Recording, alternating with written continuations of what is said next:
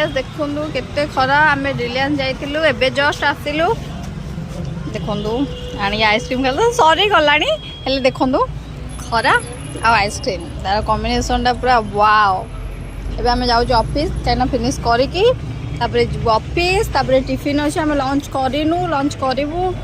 देखिपुर ये जगह आ किस दिन गले या माहौल पूरा अलग थी कहीं काली पूजा आसुची सोनी मैडम किसी जिनस शॉपिंग कर बाकी जिनस सब अच्छे आम गाड़ी स्कूटी रे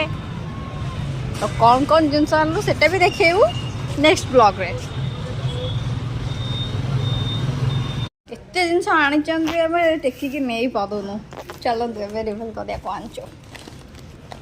एबे मुझे मोड़ी मोड़ी देइछि दी चार थर काले गली पड़ो तब तो सुना आसी ना सुना आसी अंकल जानी आम कौन आनीचु सांगरे नहीं के आसु सुना मिलगला अल्प पैसा रे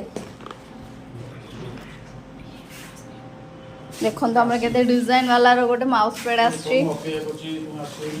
लाइटिंग वाला देखो केते प्रकार लाइट 5-7टा रेनबो कलर अच्छे 7टा